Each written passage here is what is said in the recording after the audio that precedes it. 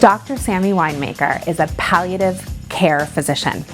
Through social media, Sammy is revolutionizing the way people face illness, death, and dying. She's an associate clinical professor at McMaster University, where she teaches palliative care to healthcare professionals. She's also the co-host of The Waiting Room Revolution. Welcome to Empathy Empire, Sammy. I am so excited that you're here. I've been following you on social media for about a year, and I'm really obsessed with your content. I love the way you're shaking things up around this topic. So thank you for being here. It is my pleasure, Kim. So let's get started. Just this whole notion of fear, the fear that people have around sickness, death, and dying, it's really universal. Would you agree with that? Absolutely. Yet you've managed to create a massive TikTok following around subjects that are, I'd say, kind of taboo. Mm-hmm. Tell me about the thinking behind that, starting a social media account to deal with these issues. I knew nothing about social media, absolutely nothing, which is embarrassing for my age.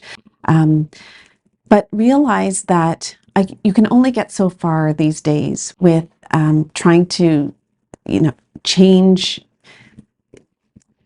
people's understanding of social issues in the more conservative or traditional ways of going about it. And I have two daughters, and they are avid users of social media, and basically pointed me in that direction about a year ago, that I found I could scream louder and further by accessing these platforms, which was really challenging for me because I'm not technologically savvy in any way, shape, or form. And I've never had my own Facebook or any of these accounts myself personally. So for me, it was a huge learning curve. It still is a huge learning curve.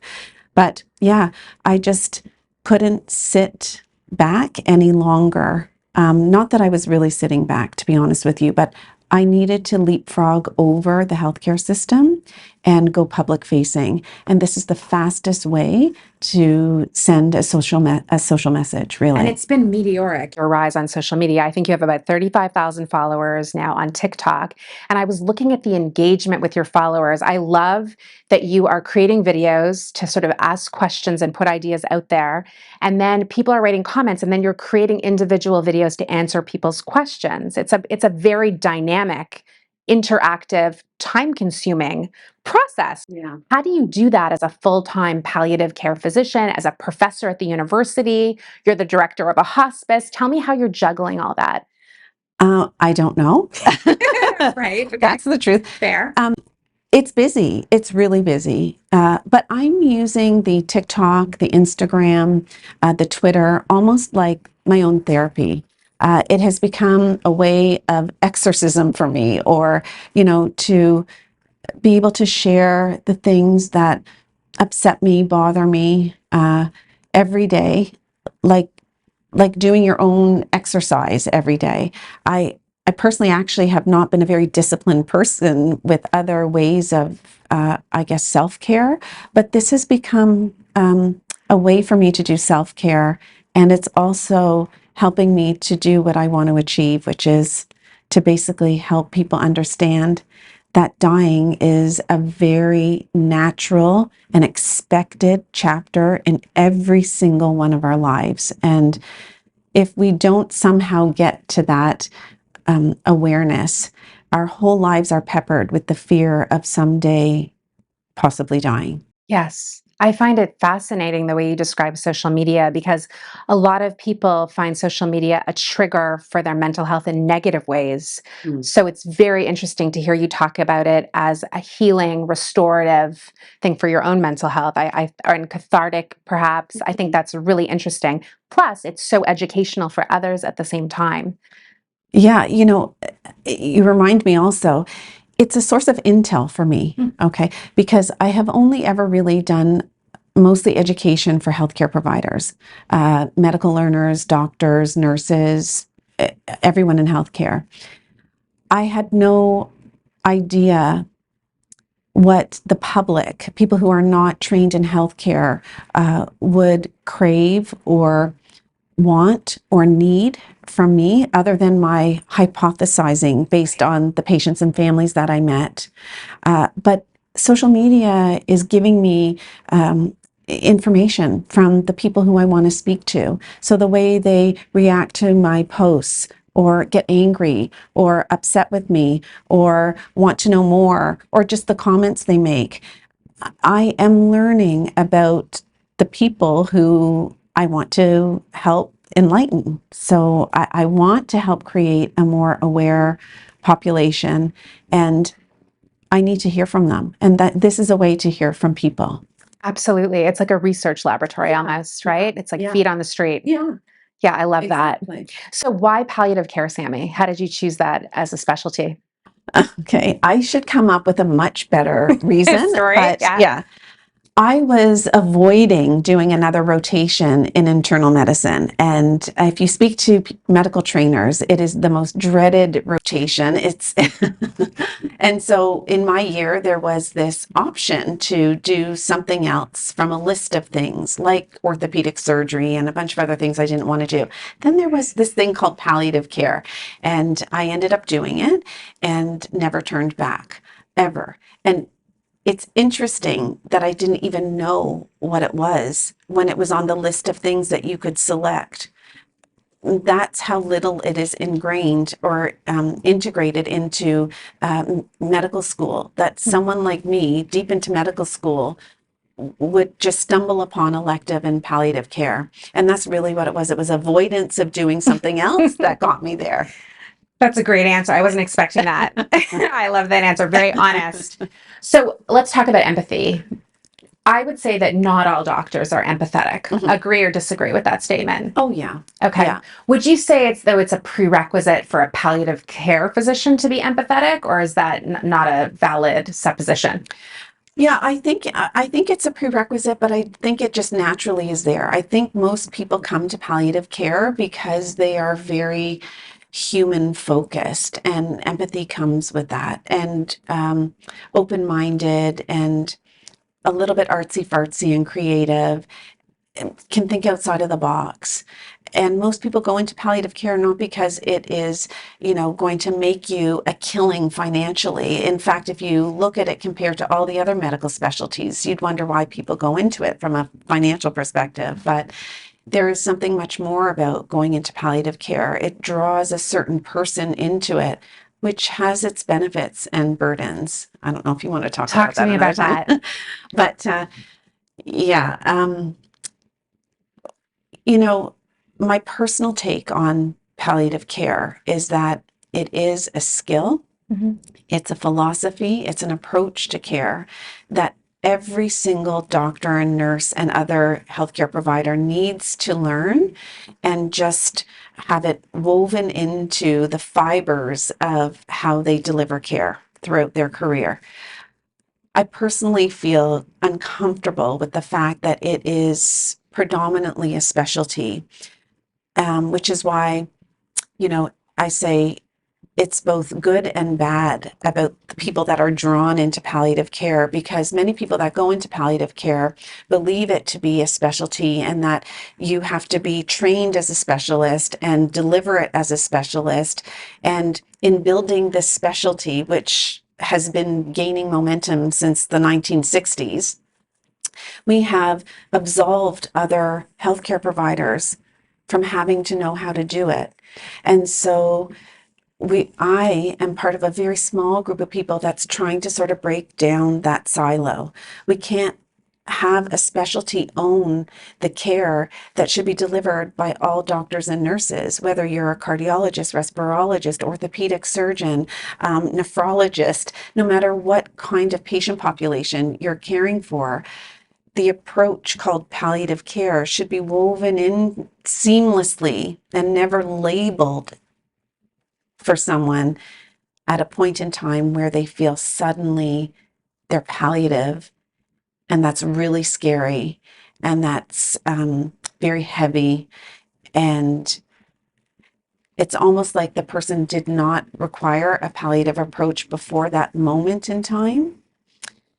And so I'm getting off track here, but truth is that some of the people that go into palliative care may not appreciate that in building such a specialty, we are excluding other people from participating in this kind of care, and it has to be everyone's business. But I think that's part of your mission, is it not? Absolutely. In terms of how you're training all healthcare professionals to look at the progression of illness differently, to integrate it. I think you call it higher upstream, right? Yeah, To integrate exactly. these modalities and ways of thinking. One of the things that you said, I can't remember if it was on your podcast, the waiting room revolution, was that at your point in seeing a patient, it's often like you're trying to put the pieces of the patient back together again. Like they've been treated separately for separate illnesses, and by the time you get them, they're all, there are all these different parts on the floor basically, and you have to bring them back together again, right? Yeah. It really reminded me of the art of kintsugi, the Japanese art of kintsugi. Have you heard of that? I have. So the Japanese art of kintsugi is where when pottery is broken, they put it back together by filling the cracks with gold, and it makes it more precious and more valuable. I almost feel like your work is like doing that, is like a form of the art of kintsugi. I love that. That that is so much more positive than the way I think of it, which is being part of, as I've mentioned, a massive cleanup job way too late downstream in someone's illness journey. That you would bring in someone like me to knit someone back together. It doesn't feel like gold to me. I am ashamed of our healthcare system for the state that I find people at the 11th hour of their illness, and no gold can fix what's been broken. I understand. Yeah. Yeah. When do you come in? At what point do you come in? Like when does one call a palliative care physician? Does the doctor refer a palliative care physician? So, what should be and what is are two different things.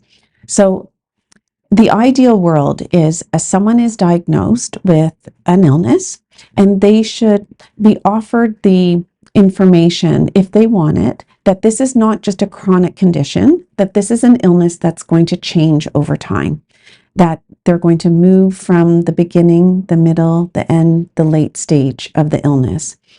And whatever doctors and nurses are involved in that particular diagnosis, and including their family doctor, when things become more complicated, they should be able to access a palliative care specialist as needed throughout the entire journey. The way we're positioned right now, though, is that a person will go through a particular illness, whether it's heart failure or lung disease or non-curable cancers, liver disease, kidney disease, neurologic diseases, and they don't appreciate that these are not just chronic illnesses that are going to stay the same over time, that these are truly progressive. And the rhythm of the care in the whole beginning and middle, entering into the late stage of the illness, is one where everyone's in micromanaging the weeds and the details and the day-to-day issues of the illness. And a person will get to a point where someone will say, "I'm sorry, there's nothing more we can do for you." And they'll try to hand the patient over to a palliative care specialty team for end of life care. Yes. So currently we're positioned in that old-fashioned way of thinking around a progressive illness, that it's just chronic, and we can just ignore where this is going, and then somehow a person gets labeled palliative right near the end and transferred to palliative care. So in that scenario, it's usually the specialist team, the respirologist, cardiologist, nephrologist, oncologist, trying to hand over to a palliative care team, or the family doctor handing over to a palliative care team through a referral process. Right. But that's not the way it should be going forward. Going forward, people should be able to have much more information about their illness journey, almost like be able to prepare for integrating palliative care themselves, really. And I know that that's far-fetched, but one of the things that we're trying to do is help patients and families become a new type of patient and family without even necessarily knowing what they're doing, but from the beginning of a diagnosis, learn the skills or the potential landmines along the illness journey, that they would be able right from the beginning of their illness to tease out what it is that we know they need, so that they're not at a point at the end where they didn't realize what was happening and feel like there's been a big dump. Right. So you're trying to, if I understand you correctly, you're trying to empower people along the way instead of make them feel powerless at the end Yeah. by just sort of like handing them over to you Yeah. and then being shocked. I meet people powerless, shocked, scared, horrified. Their symptoms are amplified, pain crisis, breathlessness, feeling suffocation, not sleeping. And if you tease it apart, many times all of that is a lack of information that they have or a misconception about what's going to happen, fueling their physical symptoms, which is horrible, horrible. And then someone comes and orders more and more and more morphine for what isn't only physical symptom, it is existential suffering that so many people have when I meet them. How much of your job is medical care versus psychological, like therapy, existential care? Yeah. I mean, I thought when I graduated that I would be this incredible symptomatologist, let's just say. The pharmacology is so fascinating. The illnesses are so interesting. Um, I thought that it was going to be more medical care, Mm. but I have found that probably 90% of what I do is help people understand their illness, where they've come from, where they're at now in their illness, and what to expect going forward. And to the point where, I feel sorry for the nurses that I work with because they hear this same kind of conversation over and over again that's tailored to the unique circumstances. But the biggest contribution I think that I have made to my patients and families is just helping them connect the dots of their illness, making sense of, what's happened and truly understanding where are things at now.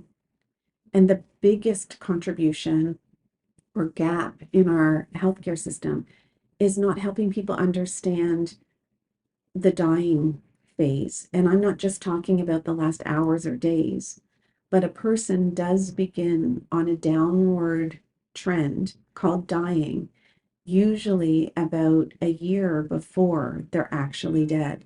And we ignore that to the point where, in that year, people are in crisis mode, reactive, panicked, can't land, and find the beauty that should be there in that final year because it is so um, uh, um, upsetting and scary and It's a crisis. It's a crisis mode. crisis after Yeah. crisis and mystery. And so that's not fair. It's not fair. We wouldn't do that for 9 months of pregnancy. We wouldn't do that for any other chapter of life. Make it so intangible, so uh, impossible to access accurate information that we leave a whole population of humans suffering for a chapter that every single one of us is going to enter unless you're struck suddenly by a car or by lightning. And that rarely happens. Most people will die of some underlying illness that is progressive or from frailty or from aging. And in those scenarios, there is a chapter, not just a point in time where you become dead. And it's interesting because people say death and dying. And someone said to me once, why is it death and dying? Why isn't it dying and death? You're so right. Mhm. So I say dying and death. It doesn't Yes. feel the same. Mhm. But, death doesn't come first. Dying comes first. And it's not a light switch, a moment. It is a chapter. It seems like a calamitous kind of problem. Yes. And would you say that it's what do you think is the reason, the driver for that almost myopic perspective? Like, why? I think it's multifactorial. I mean, we could probably talk for weeks on this one for sure, and we would definitely need a case of wine. But, um, you know, it has to do with living in a death denying society that's more technologically savvy. It's the way we train healthcare providers to think that they can fix things always, and that you have to take action and do things like investigate and treat and treat and treat. And if you don't fix it, it's, that you have failed as a doctor, or I don't think as much nurses, but for sure doctors. It's a feeling of failure. It's a feeling of a healthcare provider that they have to face their own mortality if they suddenly admit that patients will die. Then you too will die, because we're both human, and that's hard. Mhm. Interesting. And we value youth, we value beauty, we value living and dancing, and those are all good things. But I think it's at the cost of becoming blind to a chapter that is not just a chapter that requires proactive planning, but like I said before, can be, ironically beautiful as well. Yes. One of the things I found really interesting in following you on social media was how you created like a landmine explosion when you talked about sudden death versus a longer death, a planned death. I thought it was very interesting, and I actually felt bad for you Yeah. because I felt people really misinterpreted what you were saying. But I want you to talk a little bit about this to our listeners. Why do you think that caused, like, it hit such a nerve with people? Because you said you would like to have a planned death, like an illness, instead of a sudden death. I agree with you. I'm with you. Yeah. Let's talk about that. Yeah, so I mean, in my circles and professional circles, we talk about, the difference between an expected death that is coming at some point down the road, the pros and cons of that scenario, versus a sudden death from a car accident, lightning, a suicide. And in my field, people are always talking about what's a good death? What's the best death? What does that mean for you, for me? And so when I posted on TikTok, I posted that my personal preference would be absolutely that I have an expected death. And I would not want to die suddenly. I would not want to leave this world. Again, I don't know what happens after death, but to think about a sudden death for me means that even now I think about all the things I probably should do and say, because if I was gone in a minute, right now, I would feel a lot of regret. Now, afterwards, I don't know what happens, but it's for my family and the people around me that I would leave suddenly. That grief starts on a dime and is painful, and the regret that others might feel for having lost me so quickly is so painful. So an expected death is one where time is currency, really. If we know that we are entering into the last year of our life, then we can exploit that time and make it whatever we need it to be, and truly choose how we want to spend that year if we're woke about it. Choose treatments or not, investigations or not. Choose where we want to live, what we want to do. And it's not just the bucket list. It's important life closure work for yourself, but also the people in your inner circle or other layers of the ripple who might want or need some closure with you as well. I've seen a ton of beautiful things happen in the last year of life. And so why did they get so upset with me on TikTok? I believe that I was misinterpreted, like you said, and people thought I was saying I want a prolonged dying phase, terminal phase, that they envisioned me on a bed lying there not leaving quickly, but prolonging that last days or week of life, which the population feels is a horrifying stage, rippled with agony and pain and suffocation and choking. And so, why would a palliative care doctor come on TikTok and say, I'd rather have an expected death? It's because they're thinking about the very terminal stage. I'm talking about when you have an illness that's progressive and you know it's going to enter into an advanced stage, you're going to die in the last year of that chapter. I'd want to know all that. So it's just, again, said to me how we're coming to this topic with different levels of education around what we understand when someone says an expected death versus a sudden death. And so, yeah, tons of backlash. Tons of backlash. Yeah.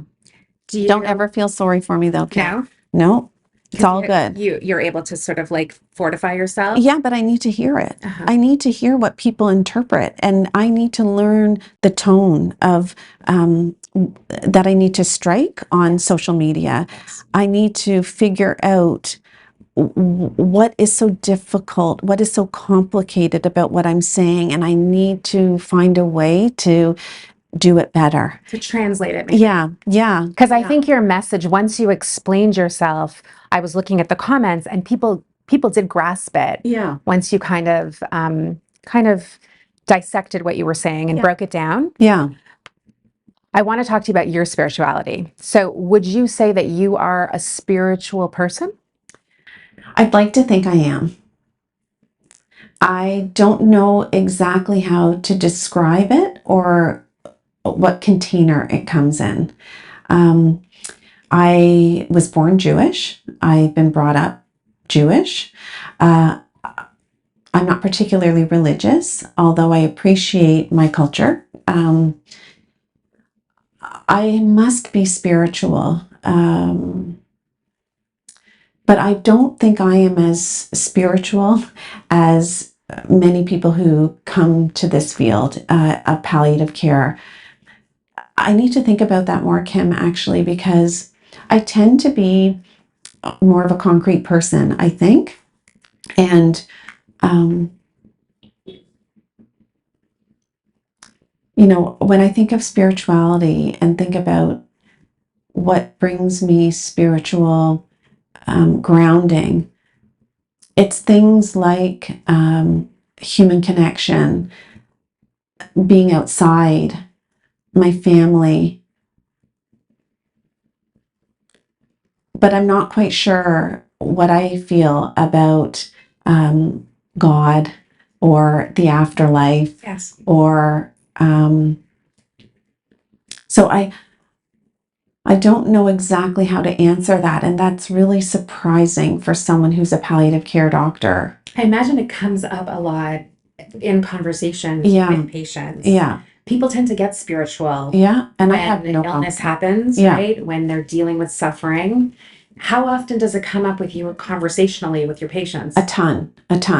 And so it's actually a little bit of personal work I've had to do, because given that I am not clearly completely sure about my own spirituality and how to describe it, I have to be very sensitive to the fact that spiritual life is very important for many of my patients and families. And so it's been personal work to make sure that I don't exclude that most important part for people when I'm meeting them in consultation. So it comes up all the time, and I've seen it ground people. I've seen it provide a lot of peace for people, and I've seen spirituality, you know, provide a lot of angst for people as well.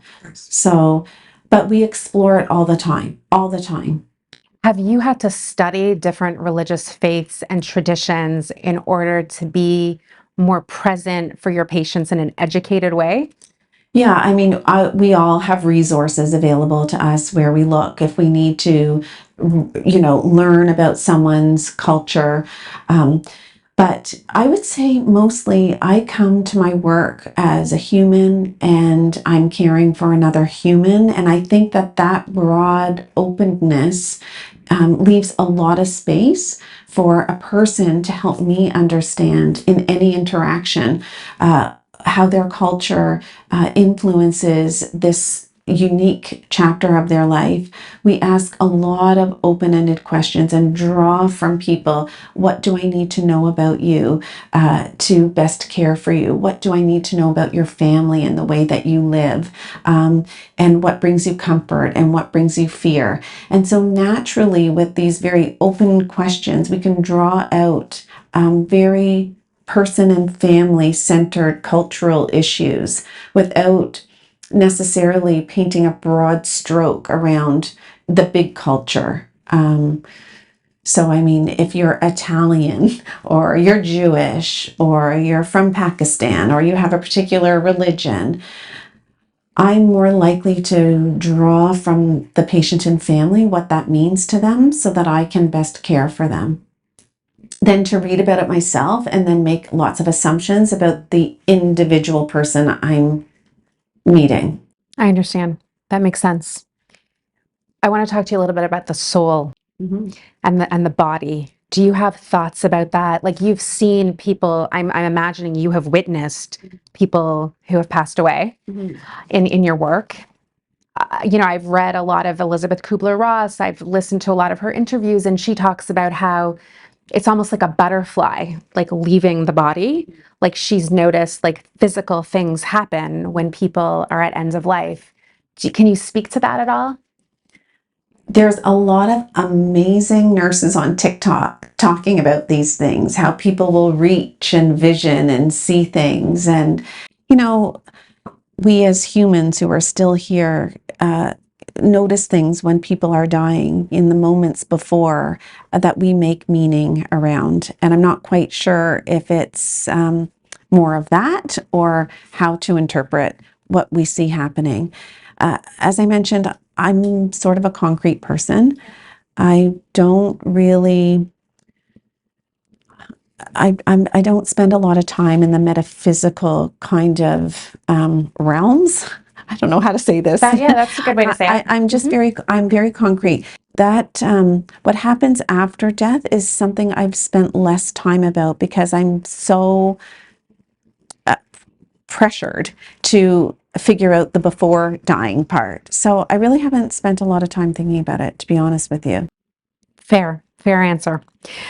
On average, I want to understand how long you spend with patients and families. And I'm saying families very intentionally Mhm. because, from what I've understood from your TikTok videos and your social media presence, it's not just about the person who is ill, Mhm. it's about the support system around them. Yeah, yeah, for sure.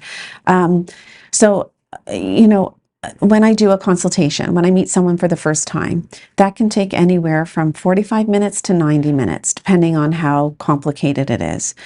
Um, and so, what I try to do is after the consult, I actually try to extract myself out of the situation and try not to make myself the new center of the universe, the new doctor in town, the seventh doctor that they've met, the angel that's going to hold their hand until the end. Um, I do a consultation and help the patients and families, as I mentioned, feel more grounded before I leave, not so scared, and feel like they have a roadmap going forward. I then back out of the care and only come in and out as I'm needed, trying to support and encourage the other care providers to continue the threads of a palliative approach while I'm not there. So I might spend one consult with a patient. I might go in and out into their storyline a couple of times. I usually interface in their care at a very late stage. So most of the patients that I meet, because we get such late referrals, probably only have a couple of months, sometimes weeks to live. And often we get referrals and we don't even meet the person because they died before we could make the appointment next week. Just goes to show you that it's really end of life care that is the trigger for referring to a palliative care specialty team like ours, which is against the grain of everything, that I'm trying to teach and raise awareness about. So in a typical day, if you're doing like a clinical day, Yeah. how many patients, how many families would you see? I might see as little as 2 or as many as 4. And that's because I drive around a rather large geography. I always have learners with me. I tell them, when you're in the car with me, this is the brainwashing session. And then there's a lot of connecting to do afterwards. So it's not volume, it is depth, I guess I would say. And I tell my medical learners that too. You're not here to do service. You're not here to see a ton of patients and families. You're here because we're going to do very deep, very broad learning together. And when I finish each day, even though I'm positioned so late in the illness journey, when I leave a patient and family's house, I know I have offered them something that they didn't have access to.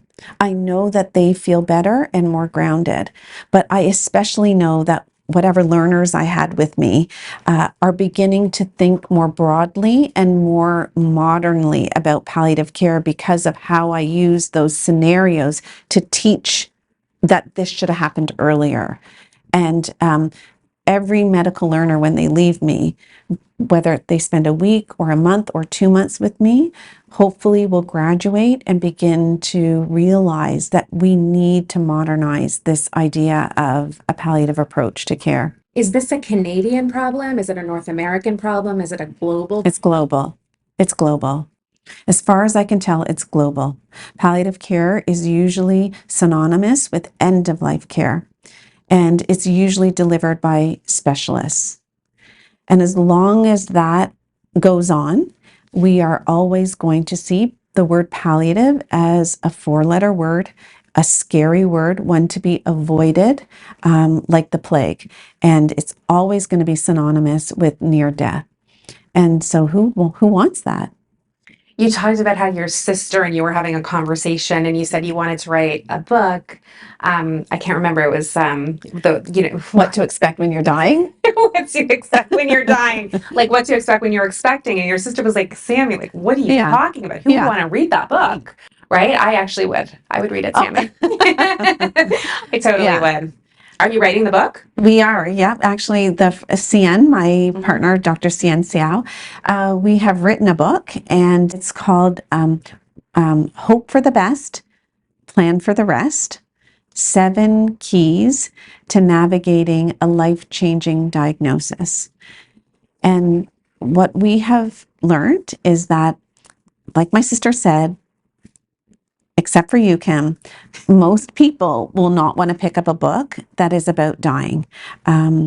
So we had to write a book from the perspective of dying, but reconstruct it and put it back together to something that's going to be helpful for patients and families from the very start of a diagnosis, that doesn't smell like dying, that doesn't feel like dying. It's actually, we've learned, just about being a prepared patient and family.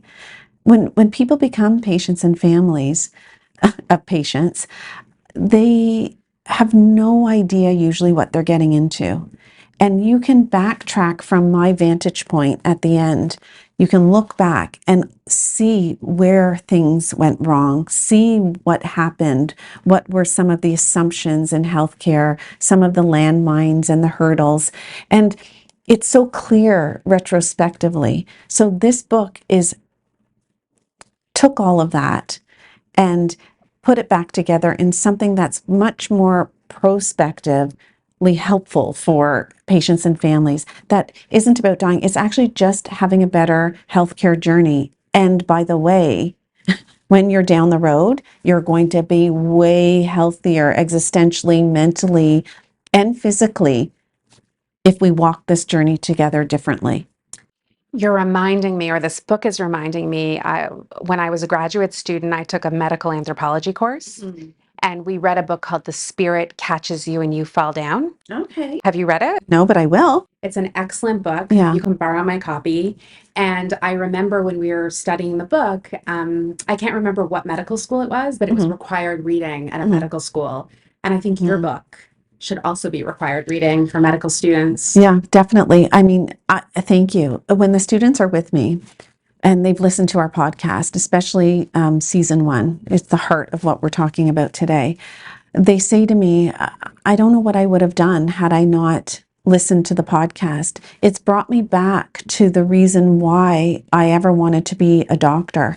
And many people, when they come and do a palliative care elective, they are reconnecting with the human-centered nature of medicine, usually what drew them into medicine that got lost along their training. So they find themselves again. And this book helps healthcare providers find themselves again in this journey, although it's written for patients and families. We've had more healthcare professionals listen to the podcast and look at the social media posts and say, thank you. Thank you for that language. Thank you for the permission to, ask and draw from our patients and families things that we were avoiding. It is so empowering for clinicians to always know there's something that they can do. There's nothing worse than feeling helpless as a doctor or a nurse. It's a horrible feeling. And palliative care, in a way, gives people permission to lean in when they would have shut down or run away. It's an incredible skill and incredibly therapeutic to be able to offer patients and families. It's the answer to much of burnout and care provider distress, is to know how to be with someone without having to do for someone or fix someone. Just our presence is very therapeutic, and I think that we undervalue that in healthcare. So I hope that this book brings people back to the human part of journeying through an illness, whether you're the person with the illness or someone caring for someone. You're reminding me a lot of Elizabeth Kubler-Ross and her journey, and how she ended up, like, her career was a progression, obviously, but how she ended up speaking to 15,000 people at a time and interviewing patients on stage. You're a reformer, like, I feel, for the medical system. And I almost wonder if you ever think about if there'd be a time when you sort of put your clinical practice on hold to dedicate yourself full time to doing this global education that's so desperately needed in the world. I hope so. That would be incredible. I'm going to be honest with you and everyone who's viewing this. I don't feel like a natural on camera or on social media. I like many people, have a certain amount of performance anxiety. But I think when you feel a crisis and you feel like you need to warn the world about something, you put that aside and you just do it. And so if this ends up being my swan song or my second chapter in life, that would be absolutely incredible. Incredible. Do you take your job home with you? Yeah. How do you create those boundaries to sort of preserve your sanity and not get depressed about, just what you're seeing, what you're feeling, what you're witnessing, other people suffering? How do you not internalize that as someone who's highly empathetic? Yeah, it's a really good question, because I think I meet incredible people every day. I get the chills actually when I think about it. The strength and the beauty that I see in every person's home keeps me going. It keeps me grounded. It fuels me. I ask myself when I leave patients' houses, could I do that? Will I do that? Would I be like that? How is it possible? This family, like, I see incredible things. And so amongst the sadness and the horrors of the healthcare system, that stuff makes me so upset. That's the stuff I bring home. But the actual clinical care and the person centered, the home visits are the most incredible, which is why I never want to give that up while I'm doing this other work, because it reminds me of what I'm doing. And I feel it cares for me. I feel cared for in my work because I have the privilege of seeing things that most people don't get to see. I meet incredible, incredible people at very difficult times of their life. And the things that break through that, yeah, fuel me. Can you share a story that has really profoundly touched you that relates to empathy or something beautiful that you witnessed in your work? You know, there's so many. I can think of so many. I mean, what comes to mind right now is a gentleman who had a progressive illness. And every time I went to see him, he was an elderly European man. He always, his entire life, he wasn't a man of means, but he always wore a crisp white shirt. Every day of his life, he would wake up, get out of bed, on goes that crisp white shirt. And through his entire illness, he wore a white shirt every time I met him. And he was losing weight and becoming more frail. And at first, his shirts were becoming too big. But then his son would buy him shirts that fit him better and kept his dad dressed in a white, beautiful, crisp shirt. One time when I went, he was bedridden and he was needing all of his care at this point in bed. His care was provided by his son, intimate care, all of it. And he was wearing a crisp white shirt. And I said to his son, how do you get him in that shirt every day? Like, it's so difficult to even just care for someone who's bedridden.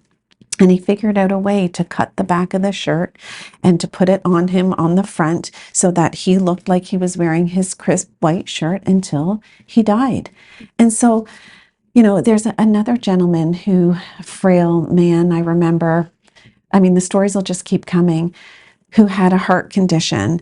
And it was important for him to tell me that his entire life he was an athlete. It's interesting, there's a lot of men who feel the need to tell me about their athleticism their entire life. So he looked around and his wife had gone into the other room and he said to me, come over here. And so he takes me, you know, he's very frail. He opens up the top drawer right beside his bed. He takes out this little picture of himself in this old-fashioned 1920s bathing suit, and he's on the beach, and he's like a muscle man on the beach. And he was so proud of his picture. And what he was saying to me, I think, is that I miss that person. I don't recognize who I am right now, all skin and bones. And yeah, I want to remember, I want you to remember, I want everyone to know that I was someone before this shell of my former self. And so those sweet moments like that, where I offered him the fact that I find him unbelievably strong still, that it doesn't come in muscles, but it comes in the strength of being able to role model for the rest of us what it's like, how hard it is to be unwell, how to do that with grace and bravery. Like, those are the kind of people I meet. And I ask myself, can I do it? Will I do it? How will I do it? And so you end up thinking a lot about just being really self-aware of your own baggage, your own stuff, when you see in front of you such unbelievable things. They don't teach you how to deal with that in medical school. Oh, no, no. You've developed this over the 18 years that you've been doing this. Do you remember at the beginning and in terms of your progression and your comfort? Yeah, I mean, definitely I'm a different doctor today than I was before the day I started. And I hope that that's the truth for every doctor. Uh, if you are a doctor that is self-reflective, you think about your patients and families. What went well with that? What did I miss with that? How did that feel? How did that come across? If you're learning like that from every patient and family that you see, you will naturally grow as a clinician and become more comfortable in your own skin over the years. So I would say every year, I hope that I grow as a doctor and the things that are becoming more important in my interactions are amazing. I feel sorry for the people I cared for in the first few years where I was like, how's your pain? How's your nausea? How's your breathlessness? And they still get some of that, but there's this other part that seems to be much more important to people. Elizabeth Kubler-Ross once wrote that she'd never met a person, no matter their background or their age or their ethnicity, who in their dying moments didn't yearn for love. Just talk to me about that. Is that something that you've seen and observed as well? The way I see it is that you die as you live. So I think it's very unique what people need and don't need at the end. And I think the roadmap is their previous way of walking their life. So if you've needed love and responded to love, however you have defined that, then you're still going to need that at the end. If you are someone who has walked your road in a very solitary way, and that's not your thing, it might be something else. I think people are very individual. I think it would be nice to think that everyone needs love and should have love and that would be available to them. But I wouldn't ever try to define love for someone else and what that looks like. Interesting. Mm. She also talked about honesty, and she said that there's only three different types of people who are truly honest in the world. One of them is people who are psychotic. Mhm. The other are children. And the last on that list are people who are dying. Mhm. Yeah. Thoughts on that? Yeah, that's really interesting. I'm thinking about different scenarios where we've had little kids enter onto the scene and say things that are the elephant in the room, that the rest of us adults were dancing around and tippy-toeing so carefully. And, the 3-year-old or 6-year-old comes in and just says something that is like, yeah, you just brought that elephant down from the ceiling. um, and it's sad because I think to myself, at some point that will be discouraged in a way as this person grows and gets older, especially when it comes to acknowledging the elephants that we see around death and dying, that this young girl or boy person will learn to ignore those things, to soften, to dance around, just like we adults were doing, to come to that stage Mhm. with a different vibe when really that's exactly what we needed. Dying people, again, I think some are very honest, and you die as you live. So if you've tended that way, you're going to be that way. Um, people's deep-rooted personality, needs, coping mechanisms, the things that are important to them, most of these things do not change over a lifetime. They can be nipped and tucked a bit, but when people are dying, they usually bring their true self Yes. into that stage. And so I've had very mean-spirited people dying.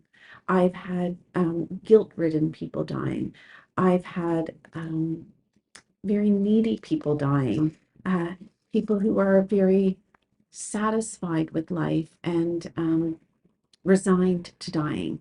Uh, but these people, if you look back in their storylines, have demonstrated that even before their deathbed. Yes. And so I personally feel that I can predict the way someone is probably going to approach their last year of life if I could delve into how did they approach other major chapters of their life. things don't really change that much, even though we're going to physically change. That makes sense. Mhm. So, last question, personal question. Mhm. How do you approach loss, death, illness in your own life? I'm sure that you've had to deal with that Yeah. as a human, not as Mhm. Dr. Sammy Weinmaker, but just as a person, as a human who loves other people. Are you bringing your knowledge and your profession into that, or do you just become like a regular person, not a doctor, when you're dealing with that kind of stuff? Yeah, probably both. There's a lot of Sammy, right? I mean, I've been Sammy my entire life. I've had challenges in my life and I've dealt with them in different ways. But there is a common thread, the way I deal with things. And I'll probably bring that into my life going forward as I face losses. And professionally, uh, I believe that because I am so woke about the fact that dying is a part of living, that maybe I might come across to other people, for example, in my family, for not grieving the same way because of the work that I do. There is something really important and protective about anticipatory grief, which for your listeners or your viewers might not realize that when we know that a loss is coming, whether we, psychologically bring it to the forefront or it's just there somewhere, our bodies naturally begin to prepare ourselves for the loss that's going to come. Anticipatory grief, it's called. It's very important and protective because it helps put a little bit of steel around you, readies you for that loss so that when it happens, you have a little bit of a softer landing than someone who didn't see it coming. So in my personal life, I see things coming. So my grief starts before. When my dad was diagnosed with glioblastoma, I knew exactly from the diagnosis what our family was headed for. My grieving started that day. My family did not know that. And so they grieved on a different trajectory. Maybe at times wondering, why was I looking different than they were? And it's just because I just knew what was going to happen. And so that awareness for me, I think, is going to be protective in my life. I think. We'll see. Well, it has been. It's happened. Yes. Yeah. And I looked at my dad's diagnosis as horrible, but I knew, oh, we're going to make this 18 to 24 months the best that it could possibly be. Unfortunately, he died 2 months later, and it was a very busy illness. And I felt that we were all, including him, ripped off from what should have been a prognosis that was 18 or 20. Not purposely ripped off, it's just that's the way it happened. But I thought we had more time, which was which was sad. This has been an incredibly beautiful, illuminating conversation. I want to thank you for sharing all your thoughts, ideas, and I really think you are revolutionizing the way we think about this topic. So I'm going to keep following and supporting your social media, and I'm really looking forward to seeing what you do next. I can't wait to read the book. Kim, thank you so much.